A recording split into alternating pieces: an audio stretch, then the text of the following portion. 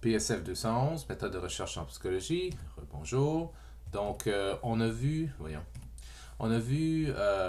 dans la capsule précédente que les études de Van Cleef et collaborateurs et Mueller et Oppenheimer avaient tous les deux démontraient tous les deux de la covariation, okay, ou de la corrélation si on veut, entre les deux groupes, bol moyen versus large dans le cas dans le premier cas, et groupe écrit à la main versus tapé à l'ordinateur dans le deuxième cas.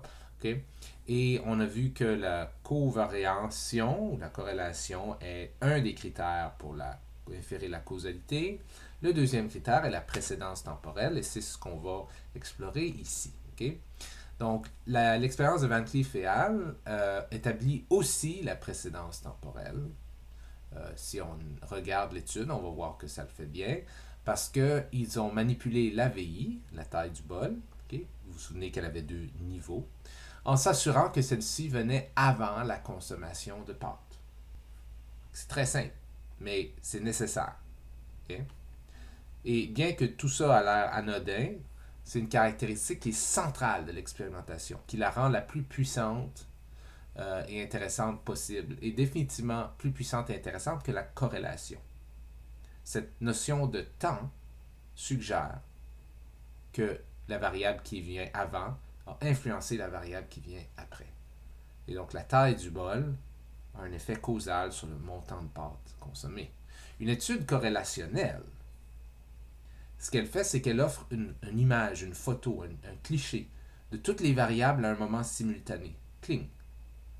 Mais on peut voir qu'il y a de la covariation entre les variables, mais il est impossible de dire quelle variable est venue en premier. Et l'expérimentation peut faire ça, parce qu'on peut contrôler laquelle vient en premier.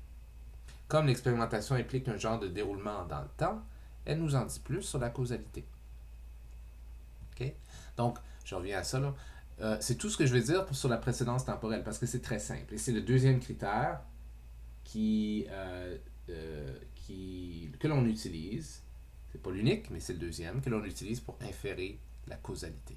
Le premier étant la covariation, ou la corrélation, ou la relation, et le deuxième étant la précédence temporelle. Hein?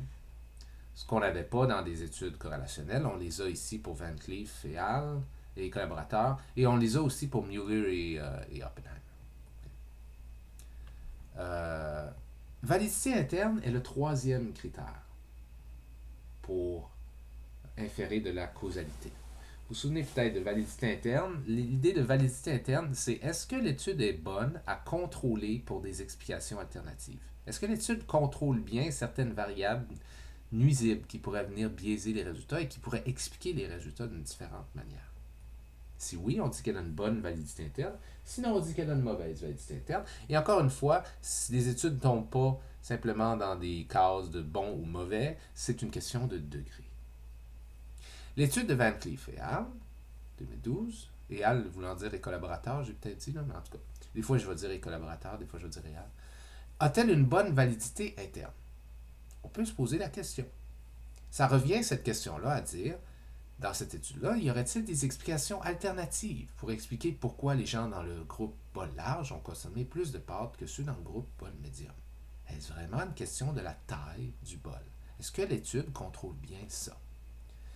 Il y a plusieurs possibilités à cette question-là. Est-ce qu'il y aurait d'autres explications alternatives pour expliquer pourquoi les gens dans le groupe bol large ont consommé plus de pâtes que ceux dans le groupe bol médium? Il y a plusieurs possibilités. Il faut y penser d'avance, avant qu'on fasse l'étude, pour pouvoir contrôler ces variables-là. Les gens dans le groupe bol large pourraient, par exemple, avoir de meilleures pâtes que ceux dans le groupe médium. Oups! Est-ce qu'on a contrôlé pour ça? Peut-être que les ustensiles de service étaient différents. Oups! Est-ce qu'on a contrôlé pour ça? Okay? Peut-être que l'heure du repas était différente. Oups! Est-ce qu'on a contrôlé pour ça? Est-ce que tout le monde mangeait à la même heure? Est-ce que la salle était différente? Est-ce qu'on a sélectionné nos participants d'une certaine méthode sans s'en rendre compte, une méthode biaisée qui fait en sorte que les gens qui avaient le bol large euh, ça faisait 6 heures qu'ils n'avaient pas mangé, puis ceux qui avaient le bol médium, ils sortaient de table, ça fait à peine 1 heure. Tu sais, peut-être qu'on a mal échantillonné, puis et ça expliquerait pourquoi les gens dans le bol large mangent plus que le bol médium. Pas à cause de la taille du bol, juste parce que ça fait 6 heures qu'ils n'ont pas mangé, puis les autres, ça fait 1 heure qu'ils n'ont pas mangé. C'est donc, il y a plusieurs possibilités. Chacune de ces possibilités-là est ce qu'on appelle une explication alternative. Une explication alternative à l'observation que les gens dans le bol large mangeaient plus de pâtes que les gens dans le bol médium. Okay? Or, l'idée de Van Cleef fait l'argument que c'est la taille du bol. Mais pour montrer que c'est la taille du bol qui cause ça, il va falloir éliminer toutes ces possibilités-là. Il va falloir rendre impossible que ça soit ça parce qu'on a contrôlé certaines variables. S'assurer qu'on a une bonne validité interne. La validité interne, en fait, elle est menacée par 3 différents facteurs.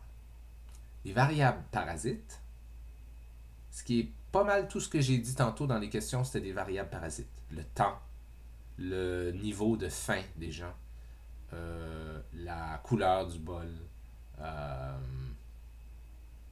qualité de la bouffe. Okay? Tout ça seront des variables parasites potentielles qui peuvent venir parasiter l'étude. Et on va en reparler. Okay? Et c'est une menace à la validité interne. Les effets de sélection aussi sont une menace à la validité interne. Les effets de sélection, c'est quand... Ben c'est justement, j'en ai donné un exemple sans le savoir. Là. Je vous ai dit, imaginez que sans faire exprès, vous avez organisé les groupes de telle manière que les groupes avec le bol large sont des gens qui n'ont pas mangé depuis 6 ou 7 heures. Et les gens qui ont le bol moyen, ce sont des gens qui viennent juste de sortir de table. Vous n'avez pas fait exprès, vous n'avez pas réalisé, mais ça tombe comme ça. Bon, ben ça sera un effet de sélection. Il y a un problème dans la façon dont vous avez sélectionné les gens dans votre échantillon. Et dans cette étude-là, on retrouverait que oui, les gens dans le groupe bol large mangent plus que les gens dans le groupe bol médium, mais ce n'est pas à cause de la taille des bols, c'est à cause d'un effet de sélection. Et il y a aussi l'effet de l'ordre, dont on va parler, qui vient menacer la validité interne d'une étude. Les variables parasites en premier. Les chercheurs risquent d'inclure, pas d'include, ça vient d'include, pardon, une ou des variables parasites qui varient systématiquement avec l'AVI. Je vais vous expliquer ce que je veux dire par qui varie systématiquement avec l'AVI parce que ce n'est pas un problème si elle ne varie pas systématiquement avec l'AVI. Et je sais que pour l'instant, c'est juste des mots, là, mais vous allez comprendre ce que ça veut dire. Bon. Si Van Cleef et ses collaborateurs avaient servi de meilleures pâtes dans une condition et pas dans l'autre, la variable parasite serait la qualité des pâtes. Et cette variable parasite-là, elle varierait systématiquement avec la VI. Ça veut dire qu'elle varierait systématiquement avec la taille du bol. Ça veut dire que les pâtes seraient meilleures dans le bol large, dans le bol médium. La variation disons que la variable parasite, là, disons qu'elle a 2 niveaux. Bonne pâte, moins bonne pâte. Okay? C'est une variable parasite. Okay? Ben, si les bonnes pâtes tombent systématiquement dans le groupe taille bol large et les mauvaises pâtes tombent systématiquement dans le groupe taille bol moyen, on dit que cette variable parasite-là varie systématiquement avec la vie. Et c'est un problème. Parce que ça pourrait faire en sorte que les gens dans le bol moyen vont moins manger. Et c'est pas à cause de la taille du bol, ça serait à cause de la qualité des pâtes. Okay? Dans l'étude de Mueller et Oppenheimer, si ceux dans le groupe ordinateur avaient eu des questions plus complexes, ça aussi, ça serait une variable parasite. Donc, imaginons une variable parasite qui a 2 niveaux, question complexe puis question facile, et que les gens dans le groupe écrit à la main avaient des questions faciles, puis les gens dans le groupe écrit à l'ordinateur avaient des questions complexes, ben, on aurait ici une variable parasite, disons à 2 niveaux, la difficulté des questions, et elle varierait systématiquement avec la VI, parce que les questions dures seraient juste dans le groupe ordi, puis les questions simples seraient juste dans le groupe à la main. Donc, on ne saurait pas si les résultats que Mueller et Oppenheimer ont trouvés sont vraiment le produit de la stratégie de prise de notes à la main ou à l'ordinateur, ou bien si elles sont, dans le fond, juste le produit de la difficulté des questions. Si une expérimentation ne contrôle pas pour des variables parasites comme ça, elle a une faible validité interne. Elle ne peut pas supporter une affirmation causale. OK. Je vous ai dit que il faut que ces variables parasites-là, pour que ça soit un problème, il faut qu'elles varient systématiquement avec les différents niveaux de la VI. Je vais redire ça. Je vais revenir là-dessus. Okay? Le problème, ce n'est pas automatiquement la possibilité de variables parasites. Il y a toujours des variables parasites. Tu ne peux pas tout contrôler dans la vie. Même si tu fais une étude en laboratoire, tu contrôles le plus possible les choses, il y a tout le temps des choses. Il y a des centaines de variables que tu ne contrôles pas. Okay? Qui sont potentiellement parasites, qui pourraient influencer les résultats. Mais le problème n'est pas automatiquement la possibilité qu'il y ait des variables parasites. Vraiment, le problème est quand ces variables parasites-là, encore une fois, varient systématiquement avec la VI. Si ce n'est pas le cas, s'il y a des variables parasites, mais elles ne varient pas systématiquement avec la VI, ce n'est pas aussi problématique. Comme par exemple, si je ne sais pas. Mais en fait, au lieu d'inventer un exemple, j'en ai un parfait ici. Retournons à Van Cleef et ses collaborateurs. Une des variables possibles, ça dit expériment tarteur. Peut-être que j'ai faim de la tarte en parlant de pâtes. Là. Je suis dans un carb mood. Il est possible que certains expérimentateurs soient plus chaleureux que d'autres. Okay? Donc, les gens qui sont là dans la salle pendant que vous mangez, les scientifiques qui vous donnent le bol puis qui vous disent de manger autant que vous voulez, ok? Il est possible que certains aient une attitude plus chaleureuse que d'autres. Ok? Et ça pourrait être une variable parasite. La chaleurosité, disons, de l'expérimentateur. Peut-être que les gens plus chaleureux nous mettent plus confortables puis on mange plus, puis les gens moins chaleureux, plus directs, vous allez faire ça, voici un bol, mangez autant que vous voulez. Quelqu'un plus direct, froid comme ça, nous causerait de moins manger, par exemple. Okay? Donc ça, c'est une variable parasite. Et il y a un problème si elle varie systématiquement. Ça veut dire si les gens dans le groupe large avaient pas mal tous les expérimentateurs chaleureux, puis les gens dans le groupe moyen avaient tous les expérimentateurs froids. Okay? Mais c'est plus un problème si elle ne varie pas systématiquement avec la VI. Ça veut dire que si, oui, il y a des expérimentateurs chauds, puis des expérimentateurs plutôt chaleureux, puis certains plutôt froids, okay. Mais si dans le groupe bol large, il y avait autant d'expérimentateurs chaleureux que froids, et dans le groupe moyen, il y avait autant d'expérimentateurs chaleureux que froids, mais là, il n'y a plus cette variable de la chaleurosité, si on veut, de l'expérimentateur, elle ne varie pas systématiquement avec les niveaux de la VI. Elle varie également dans chacun des niveaux. Il y a autant de chaud que de froid dans le groupe large, bol large, que de chaud que de froid que dans le groupe bol moyen. Okay? Donc oui, la variable parasite est encore là, mais elle ne varie pas systématiquement avec les niveaux de la VI. Et donc, c'est plus un problème. Donc, cette différence d'expériment tarteur encore, affreux, est uniquement problématique pour la validité interne si elle varie systématiquement avec les niveaux de la VI. Okay? Par exemple, les expérimentateurs, je l'ai eu ici, j'ai pas dit tarteur, étaient-ils plus chaleureux uniquement dans le groupe large que dans le groupe médium? Okay? On voit ici un exemple. Le bol médium, le bol large. Okay? Et on a ici différents gens. Alors, on a des gens qui sont allergiques au gluten. Okay? Ça pourrait être un problème. Okay? Si les gens qui sont allergiques au gluten sont tous dans le bol,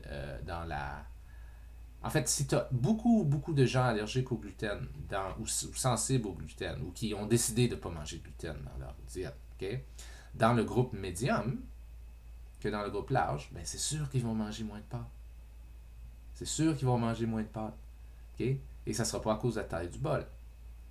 Alors, mais s'il y a autant de gens Tu vois ici, le gluten, le bleu foncé. Donc ici, dans le groupe médium, tu as 1, 2, 3 personnes allergiques au gluten, ou sinon qui ne mangent pas le gluten. Et ici, dans le bol large, tu en as aussi 3. 1, 2, 3.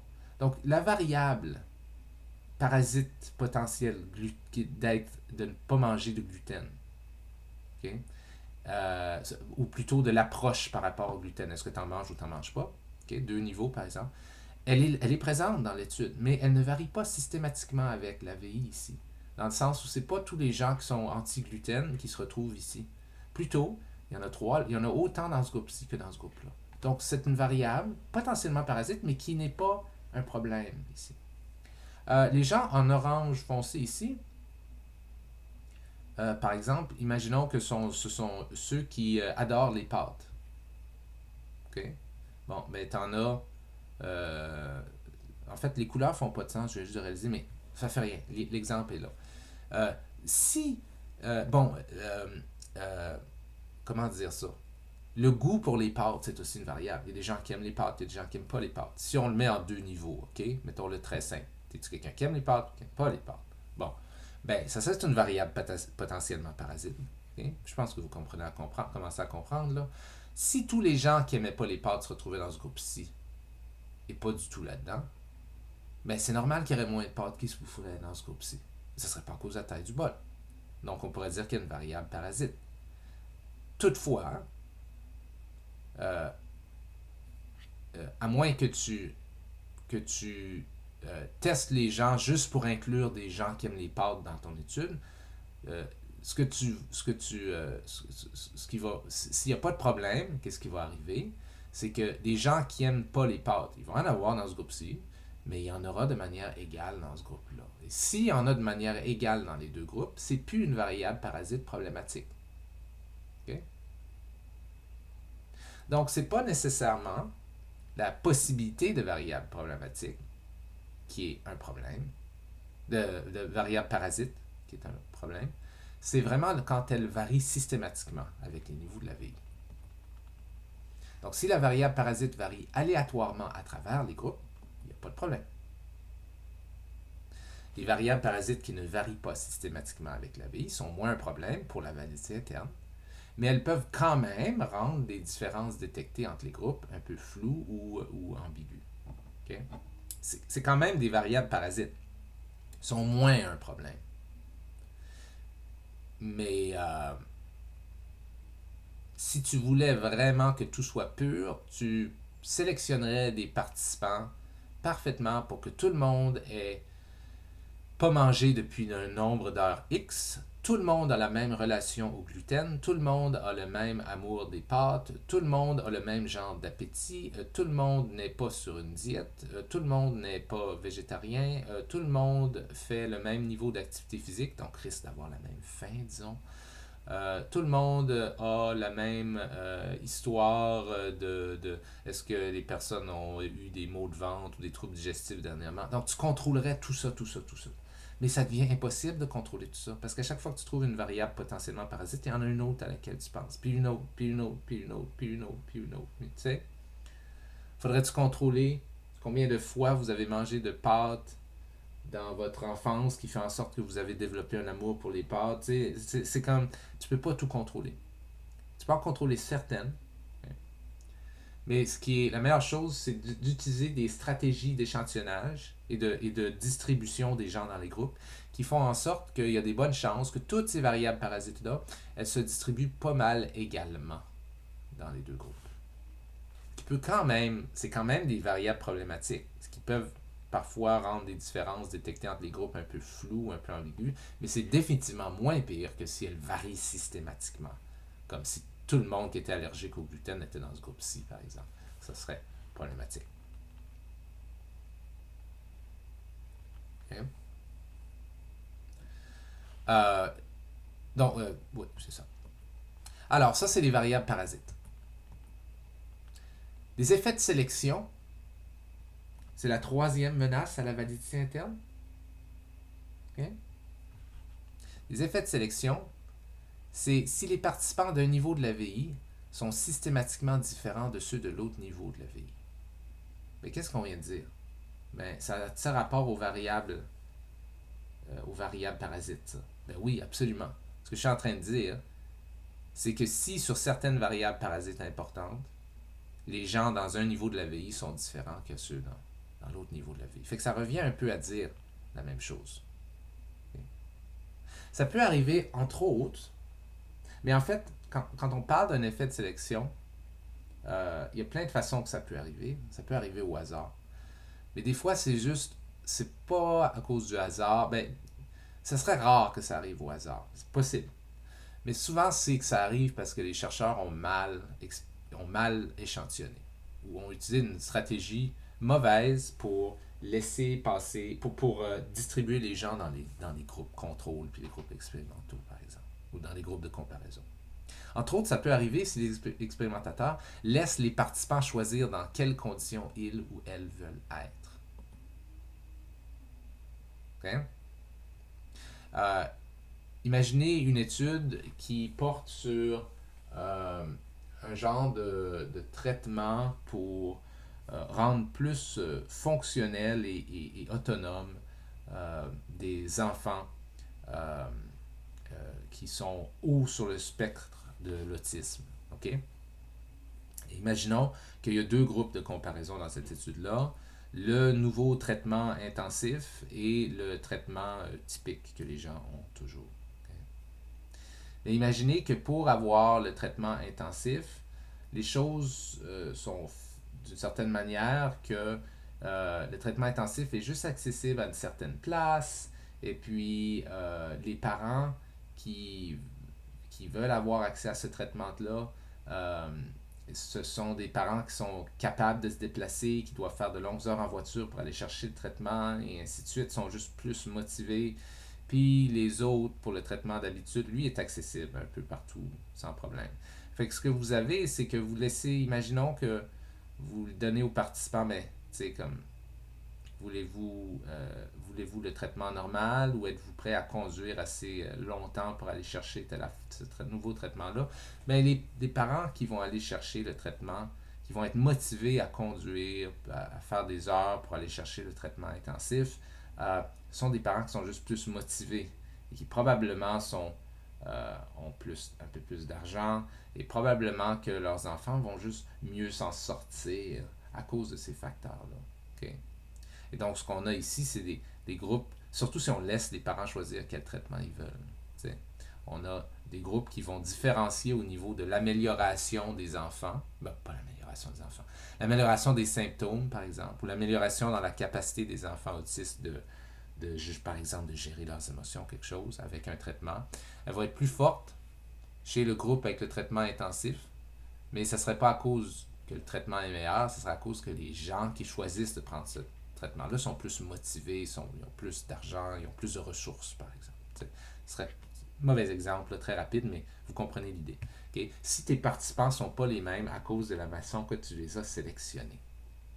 Okay? Puis un gros lien avec les variables parasites. Si tu as sélectionné tous les gens qui ont super faim pour être dans ton groupe bol large, puis tous les gens qui ont vraiment pas faim pour être dans ton groupe médium, ben, tu viens d'avoir un effet de sélection.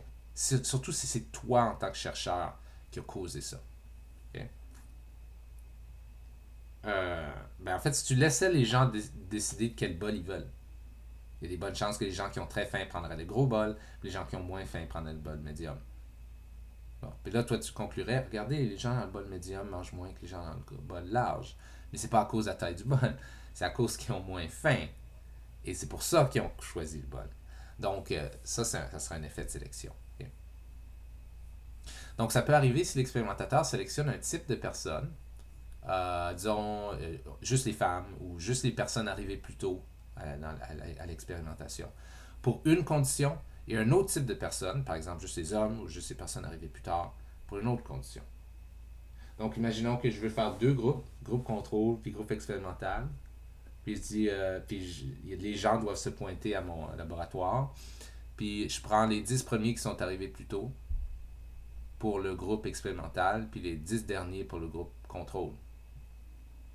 Mais il y a un problème avec ça, parce que ceux qui sont arrivés plus tôt sont probablement plus motivés en général, ou peut-être mieux organisés, Ça se peut là qu'il y en a juste qui sont arrivés plus tard et sont quand même organisés, mais en moyenne, les 10 qui sont arrivés plus tôt sont peut-être mieux organisés, plus motivés que ceux qui sont arrivés plus tard. Or, si je trouve, par exemple, un effet dans le groupe expérimental, est-ce dû vraiment à la variable que je teste ou est-ce dû au fait que ces gens-là sont plus motivés, sont plus organisés, et ainsi de suite? Okay. Ça, c'est des effets de sélection. L'exemple de Lovis en 87, c'est un exemple qui ressemble, là, que j'ai un peu bousillé en le disant un peu trop rapidement, là, mais c'est cette idée que dans une étude sur l'efficacité de traitement pour les enfants autistes, lorsqu'on laisse choisir les parents s'ils veulent avoir le traitement intensif ou non, on trouve que le traitement intensif fonctionne beaucoup mieux que le traitement normal, mais ce qu'on se rend compte, c'est parce que il y a juste certains types de parents qui vont vers le traitement intensif. Les parents qui ont beaucoup de ressources, d'argent et de temps, parce que le traitement intensif demande de l'argent, des ressources et du temps. Et ceux qui n'ont pas de ressources, d'argent et qui sont moins motivés prennent le traitement normal. Et on trouve que le traitement intensif fonctionne mieux. Mais quand on regarde ça, c'est pas vraiment le traitement lui-même, c'est plutôt le fait que les enfants autistes de parents qui ont plus de ressources, plus de temps, qui sont plus motivés à aider leurs enfants, ont des enfants qui s'en tirent mieux à long terme. C'est juste un effet de sélection. Comment qu'on peut éviter? Oh, il manque une apostrophe. Afin d'éviter les effets de sélection, une expérimentation doit utiliser de l'assignation aléatoire. Donc, comment qu'on peut éviter l'effet de sélection avec l'assignation aléatoire? Par exemple, Van Cleef et ses collaborateurs, les bols là, de pâtes. Oh mon Dieu, les fautes, c'est affreux, mais je recommence pas, là, il est trop tard. Ont utilisé un programme aléatoire pour décider quel participant allait dans quelles conditions. Allait devrait avoir ENT. Je suis désolé pour ça. Donc, chaque participant avait une chance égale de se retrouver dans chaque condition. Okay? Donc, Van Cleef et ses collaborateurs font venir, par exemple, 100 étudiants. Et il y a deux conditions, là. Okay? Bol large, bol médium. Ils utilisent un programme d'ordinateur qui choisit aléatoirement les gens pour aller dans les deux groupes. Soit dans un groupe, soit dans l'autre. Quand ça fait ça, Van Cleef et Al savent bien que dans leurs 100 personnes, il y a plein de variables nuisibles. Il y a des gens qui ont moins faim, plus faim, ok? Qui aiment les pâtes, qui aiment moins les pâtes. Mais le fait que l'ordinateur choisit aléatoirement les gens pour se distribuer dans les deux groupes augmente les chances que ces différentes variables nuisibles-là ne se retrouvent pas toutes dans le même groupe. Ça, c'est de l'assignation aléatoire, où on assigne aléatoirement les gens à un groupe ou à l'autre. Ceci signifie que si 20 personnes étaient affamées cette journée-là, qui est une possible variable parasite, les probabilités seraient qu'ils furent distribués de manière assez équivalente à travers les deux groupes. Okay? Et ce processus-là probabiliste et non systématique diminue le risque d'effet de sélection. En d'autres mots, on utilise des stratégies aléatoires pour distribuer les différentes personnes et les différents niveaux de variables parasites avec lesquels viennent ces personnes-là, aléatoirement et également dans les deux groupes. L'assignation aléatoire protège donc la recherche contre plusieurs sources potentielles de contamination de variables parasites. Imaginez ici deux genres de personnes, par exemple, je sais pas moi, c'est une étude sur... prenons l'étude de... allons-y avec super simple. Prenons l'étude de Van Cleef et ses collaborateurs. Okay? Imaginons que les gens en vert sont des gens qui sont des gros mangeurs, puis les gens qui sont en orange sont des petits mangeurs. Okay? Ça, c'est définitivement une variable parasite potentielle. Okay? L'assignation aléatoire va la plupart du temps faire en sorte que cette variable parasite-là va se distribuer également dans les deux groupes. Donc, vous aurez pas mal 3 grands mangeurs, 3 petits mangeurs dans chacun des groupes. Ici, si on fait des groupes de 6. Ça peut arriver que ça ne fonctionne pas. Mais typiquement, ça fonctionne par les règles de probabilité. Donc, ça peut arriver que les groupes ne sont pas toujours identiques. Par exemple, sur 20 participants affamés, il pourrait y en avoir 11 dans le groupe large et 9 dans le groupe médium. Mais statistiquement parlant, et on peut prouver ça avec des simulations informatiques, cette stratégie-là crée des groupes similaires à peu près jusqu'à 98% du temps. Donc, c'est une super bonne stratégie à utiliser. Et vous pourriez vous demander, mais qu'est-ce qui arrive si... Parce que c'est possible qu'aléatoirement, juste aléatoirement, c'est possible que dans le 2% du temps, là, on se retrouve avec un groupe contrôle où il y a tous les gens qui n'ont pas faim, puis un groupe expérimental où il y a tous les gens qui ont faim. Bon. 98% du temps, ça devrait distribuer, l'assignation aléatoire devrait distribuer des variables potentiellement parasites de manière homogène dans les différents groupes. Mais si vous soupçonnez que vous êtes tombé dans le 2% du temps, par exemple, vous pouvez quand même tester son efficacité à cette assignation aléatoire en réfléchissant à différentes potentielles variables parasites pour lesquelles vous aimeriez tester. Okay? Et vous pourriez prendre des mesures. Des mesures, bon, ici j'ai intelligence, motivation, faim, mais prenons juste Van Cleef et ses collaborateurs. Imaginons qu'il me dit, il y a 3 variables parasites là, que j'aimerais vraiment m'assurer que l'assignation aléatoire a bien contrôlé, qui est l'appétit pour les pâtes, pas l'appétit, mais l'appréciation pour les pâtes.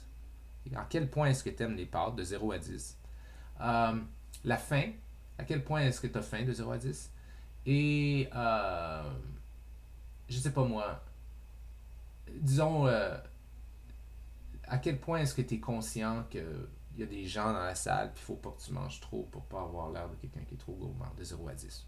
Okay? 3 potentielles variables parasites. Okay? J'utilise l'assignation aléatoire. Et donc, je m'attends à ce que les gens soient pas mal. Et je m'attends à ce que les gens varient sur ces variables-là, ces variables parasites-là, mais qu'ils soient distribués pas mal équitablement à travers les deux groupes. Mais là, je me demande, c'est-tu vraiment arrivé? Est-ce que les groupes sont vraiment similaires à ce niveau-là? Mais je peux tester.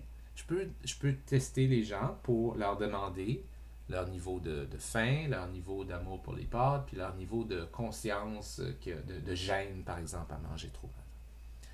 Puis je peux comparer les moyennes pour ces deux groupes de variables pour m'assurer que oui, l'assignation aléatoire a fonctionné.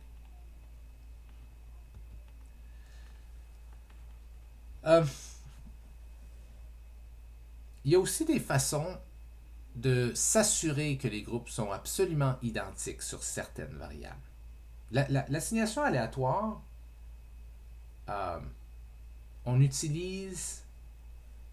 fait confiance au processus aléatoire pour dire, regarde, les deux groupes sont probablement identiques parce qu'ils ont été distribués au hasard. Il y a des très bonnes chances qu'ils soient identiques. Okay? Puis on peut aller tester par la suite pour voir, étaient-ils vraiment identiques sur ces variables-là. Mais on peut utiliser une sélection, un outil, une stratégie, pour s'assurer que les groupes sont absolument identiques sur certaines variables, potentiellement parasites. Et pour faire ça, on peut utiliser l'appariement. Alors, l'appariement, c'est très simple. Imaginez un échantillon de 30 personnes. Okay? Imaginez que... bon, imaginez l'étude de... Prenons Mueller et Oppenheimer. Okay? Vous vous souvenez, 2 groupes, prise de notes à la main, prise de notes à l'ordi. Puis ensuite, on mesure les résultats sur le test. Disons, un test de compréhension, quelque chose comme ça. Là, vous vous dites, une variable potentiellement parasite qui pourrait être problématique, c'est comment bons ces gens se sont en général à l'école. Bref, je ne veux pas dire comment intelligents ils sont, mais comment performants ils sont avec l'apprentissage. T'sais. Donc, la moyenne générale aux études pourrait être un problème. OK? Et donc, La façon... Donc, on pourrait simplement choisir des gens aléatoirement pour aller dans les deux groupes et présupposer, espérer qu'on tombe dans le à peu près 98% du temps où la moyenne générale à l'école, par exemple, des gens vont être similaires. Mais on peut aussi utiliser l'appariement pour s'assurer qu'elle est similaire. La façon dont ça fonctionne, si je veux un échantillon de 30 personnes, je crée des paires de participants en commençant avec les deux meilleures moyennes, suivies des deux prochaines, puis ensuite des deux prochaines, puis des deux prochaines, puis des deux prochaines, puis des deux prochaines. Je prends mes deux premiers participants, ceux qui ont vraiment la meilleure moyenne à l'école, des moyennes identiques aussi. Là. Les deux premières personnes qui ont 99% par exemple. Et je décide lequel aléatoirement va aller dans tel groupe. Ensuite, je prends les deux prochains, ceux qui ont 98% à l'école. Je décide lequel va dans quel groupe. Ensuite, je prends le 97, la prochaine paire. Je décide lequel va dans quel groupe. Mais pas je décide, mais aléatoirement, je décide lequel va dans quel groupe. T'sais. Et en faisant ça, je m'assure que je me retrouve avec des groupes qui sont en tout point similaires au niveau des moyennes à l'école, par exemple. Ça serait... Ça, c'est de l'appariement. Pour Van Cleef et collaborateurs, si une de mes variables, c'était la fin, par exemple, je demanderais aux gens, avant l'étude, je demanderais de me dire combien fin ils ont, okay, sur une échelle de 10 à 0. Je prendrais deux personnes qui ont dit 10, ou peu importe, là. Donc, 10 personnes ont dit 10. Bon, j'en prends 5 de ces personnes-là, je les mets dans un groupe, 5 je les mets dans l'autre. Ensuite, tant de personnes ont dit 9. Je prends tant de personnes, la moitié, je les mets dans un groupe, dans l'autre.